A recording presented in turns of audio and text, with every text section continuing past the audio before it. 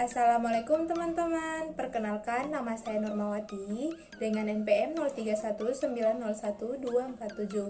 Program Studi Pendidikan Guru Sekolah Dasar Semester 4, Fakultas Keguruan dan Ilmu Pendidikan Universitas Muhammadiyah Buton. Nah, teman-teman, di video pembelajaran saya kali ini, saya akan membahas tentang etika pengembangan dan penerapan IPTEX dalam pandangan Islam. Materi AIK 4, part 4 yang dibawakan oleh Ibu Nurmin Aminu, SPDI, MPDI. Baik teman-teman, kita langsung saja kepada materi pembelajaran saya kali ini. Di dalam etika pengembangan dan penerapan IPTEX dalam pandangan Islam terbagi menjadi 4 bagian, yaitu 1. Sinergi ilmu dan pengintegrasiannya dengan nilai dan ajaran Islam. 2. Paradigma ilmu tidak bebas nilai. 3. Paradigma ilmu bebas nilai. 4. Perlu akhlak Islami dalam penerapan IPTEX. Nah, di sini teman-teman, saya akan menjelaskan satu persatu dari bagian-bagian yang setelah saya sebutkan tadi. Mari simak bersama-sama penjelasan dari bagian-bagian yang telah saya sebutkan tadi. Baik, kita akan mulai dari bagian pertama, sinergi ilmu dan pengintegrasiannya dengan nilai dan ajaran Islam. Dari segi etimologis, asal kata istilah etika berasal dari kata Latin yaitu ethikos yang berarti kebiasaan. Etika adalah suatu ilmu yang membicarakan masalah perbuatan atau tingkah laku manusia, mana yang dapat dinilai baik dan mana yang dapat dinilai tidak baik. Nah, teman-teman, perlu kita ketahui bersama, di dalam sinergi dan pengintegrasiannya dengan nilai dan ajaran Islam, agama dan ilmu sangatlah saling terkait. Agama tidak hanya untuk agama saja, melainkan untuk diterapkan di dalam kehidupan, dalam segala aspek. Kemajuan spiritual manusia dapat diukur dengan tinggi nilai yang tak terbatas yang ia berikan kepada objek yang ia sembah.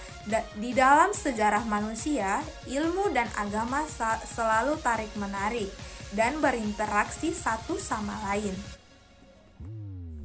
Baik teman-teman, perlu kita ketahui bersama, filsafat dan agama merupakan pendekatan mendasar menuju pada kebenaran. Filsafat dapat digambarkan sebagai ilmu tentang realitas yang didasarkan atas metode demonstrasi yang meyakinkan. Suatu metode yang merupakan gabungan antara intuisi intelektual dan putusan logis yang pasti. Perlu kita ketahui bersama bahwa antara ilmu dan nilai ilmu pengetahuan adalah suatu produk pemikiran manusia yang sekaligus menyesuaikan antara hukum-hukum pemikiran dengan dunia luar. Menurut Dawud Joseph, menunjukkan bahwa pengertian ilmu mengacu pada 3 hal, yaitu 1. Produk-produk, proses, dan masyarakat. Teori nilai berfungsi mirip dengan agama yang menjadikan pedoman kehidupan manusia. Dalam teori nilai terkandung tujuan bagaimana manusia mengalami kehidupan dan memberi makna terhadap kehidupan ini. Nah, teman-teman, kita beralih kepada bagian kedua dari materi pembelajaran saya, yaitu paradigma ilmu tidak bebas nilai. Di dalam paradigma ilmu tidak bebas nilai, ilmu itu selalu terikat dengan nilai dan harus dikembangkan dengan mempertimbangkan aspek nilai.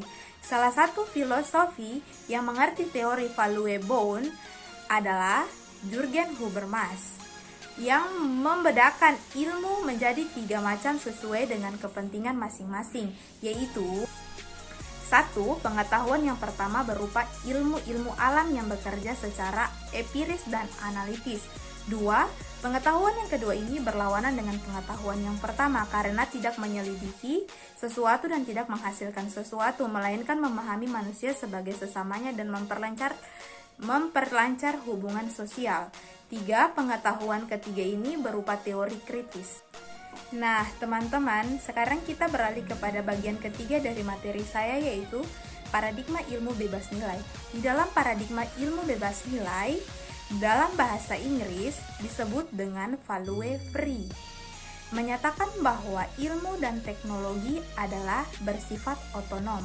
Bebas nilai berarti semua kegiatan terkait dengan penyelidikan ilmiah harus didasarkan pada hakikat ilmu itu sendiri. Nah, teman-teman, sekarang kita beralih kepada bagian keempat dari materi saya, yaitu perlunya akhlak Islami dalam penerapan iptek. Peran pertama yang dimainkan Islam dalam iptek adalah akidah Islam yang harus dijadikan basis segala konsep dan aplikasi iptek. Peran kedua Islam dalam perkembangan iptek adalah bahwa syariah Islam harus dijadikan standar pemanfaatan iptek. Nah, teman-teman, perlu kita ketahui bahwa mengapa perlu adanya akhlak Islami? Dikarenakan keharusan tolok ukur syariah yang didasarkan pada banyaknya ayat dan juga hadis yang mewajibkan umat Islam menyesuaikan perbuatan termaksud menggunakan iptek dengan ketentuan hukum Allah dan Rasul-Nya. Antara lain firman Allah, maka demi Tuhanmu mereka pada hakikatnya tidak beriman, hingga mereka menjadikan kamu hakim terhadap perkara yang mereka perselisihkan. Kemudian mereka tidak merasa dalam hati mereka sesuatu keberatan terhadap putusan yang kamu berikan, dan mereka menerima dengan sepenuhnya. Quran Surat An-Nisa ayat 65. Baik teman-teman, kita berada di akhir dari materi saya, yaitu kesimpulan dari materi saya. Langsung saja, iptek yaitu ilmu teknologi dan seni adalah suatu hal yang sangat diperhatikan dalam Islam. Martabat manusia di samping ditentukan oleh peribadahannya kepada Allah, juga ditentukan oleh kemampuannya mengembangkan ilmu pengetahuan. Oleh karena itu, Islam mewajibkan setiap umat muslim untuk menuntut ilmu, karena manusia adalah makhluk yang telah dikaruniai potensi akal yang sepatutnya diperintahkan untuk berpikir dan berilmu. Sejatinya ilmu adalah amal jariah, maka iptek dan seni haruslah dijalankan sesuai dengan hukum dan syara. Yang patut dipertimbangkan adalah mengenai halal haramnya, bukan manfaatnya saja. Nah, teman-teman, sekian video pembelajaran dari saya. Apabila ada kekurangan mohon dimaafkan. Saya akhiri dengan ucapan wassalamualaikum warahmatullahi wabarakatuh.